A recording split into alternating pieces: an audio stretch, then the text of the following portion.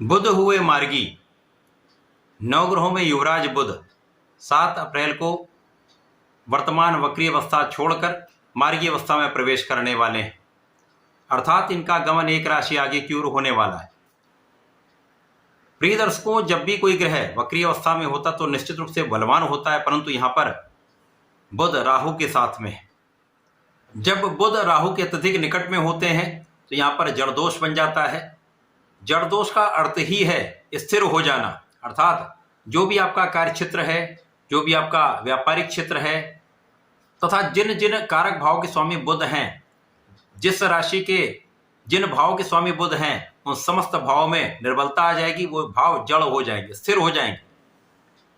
निश्चित रूप से समय ये समस्या का कारण बना हुआ है, क्योंकि वर्तमान समय में राहु 2 डिग्री पर है, बुध भी 2 डिग्री पर है, जिसके कारण ये अत्यधिक निकट है। परंतु 7 अप्रैल को जब बुध मार्गी होंगे तो ये एक राशि आगे की ओर गमन करेंगे। अब राहु का गोचर सदा ही बैकवर्ड होता है, पीछे की ओर गमन करते हैं।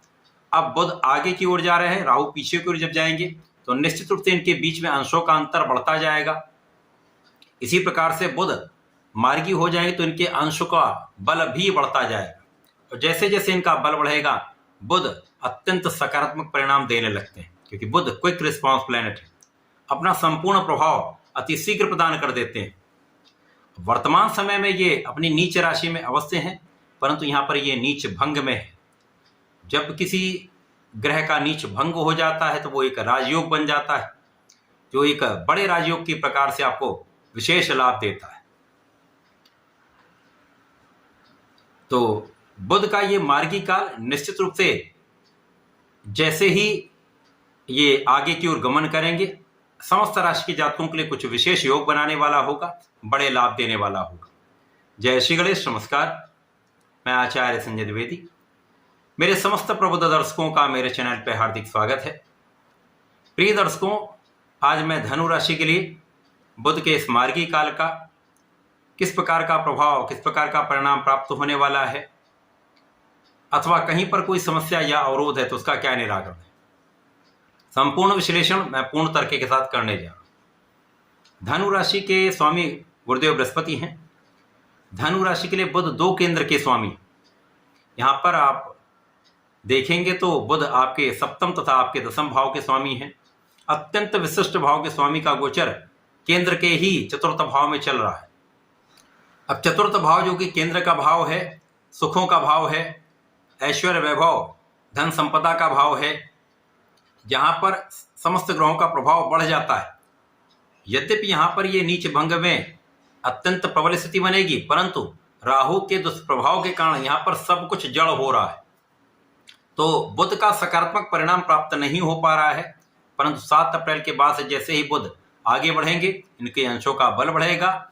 इसी प्रकार से 14 अप्रैल को जब शुक्र भी मार्गी हो जाएंगे तो दोनों ग्रहों का प्रभाव महाराजयोगों का लाभ आपको देने वाला है, क्योंकि जैसे ही 2 सप्ताह का समय बीतेगा, बुध भी बलवान होंगे, शुक्र भी बलवान होंगे, जिससे एक महाप्रबल महालक्ष्मी योग का निर्माण आपके चतुर्थ भाव में होगा।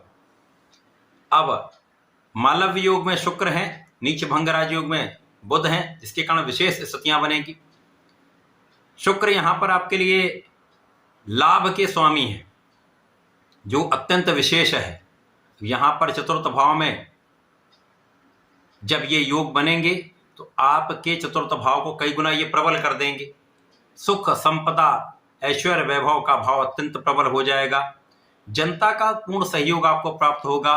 माता के सुखों में वृद्धि होगी, आपके सुख साधन बढ़ेंगे, आप सुखों का उपभोग कर पाएंगे, सुखों का लाभ ले पाएंगे।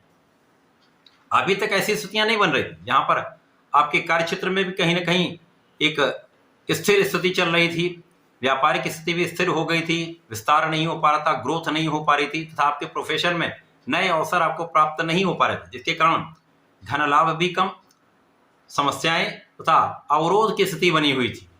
अब ये समस्त स्थितियां दूर होंगी। आपके कार्य क्षेत्र में सफलता के बड़े योग बनने जा रहे हैं। आपके मान सम्मान में वृद्धि के कई योग बनने जा रहे हैं। लोगों के बीच में आपका विशेष प्रभाव बढ़ने वाला है, आपका यश बढ़ने वाला है। आपके कार्य क्षेत्र में आप पूर्ण रूप से सफल होने वाले हैं, क्योंकि यहाँ पर आपका ज्ञान आपकी बुद्धि का बल, आपका सामर्थ्य, आपकी योग्यता तथा आपकी क्षमता आपको यहाँ पर संपूर्ण लाभ दिलाने वाली, क्योंकि यहाँ पर वाणी भी आपकी बहुत अच्छी होने वाली है। वाणी की चतुरता से तथा बुद्धि के चातुर्य से विशेष लाभ आप प्राप्त करने वाले हैं। आपके बनाए हुए प्लान सक्सेसफुल रहने वाले हैं, आपकी योजनाएं फलीभूत होंगी।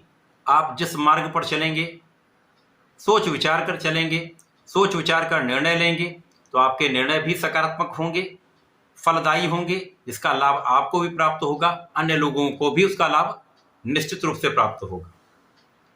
इसी प्रकार से इस समय में जीवन साथी के साथ सामंजस्य बढ़ जाएगा। जो अभी तक समस्या कर रहा था, मतभेद दूर हो जाएंगे तथा आप यदि साझेदारी में किसी प्रकार के काम में हैं, व्यापार में हैं, प्रोफेशन में हैं, वहाँ पर स्थितियाँ पहले से कई गुना अच्छी हो जाएंगी, तो लाभ भी कई गुना आपका बढ़ जाएगा।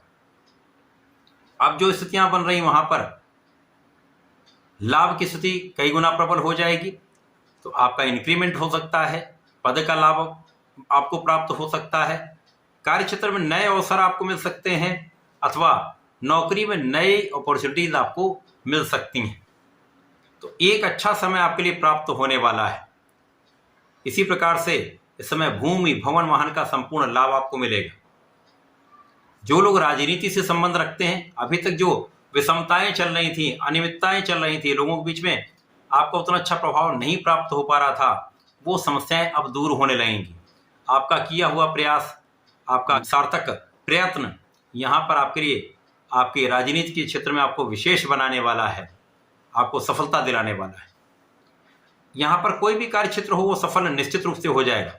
लगभग 20 अप्रैल के बाद से और 7 मई को बुध अपनी राशि का परिवर्तन करेंगे, सूर्य के साथ उनकी उच्च राशि में जाएंगे, जहाँ पर इनकी स्थिति और प्रबल हो जाएगी।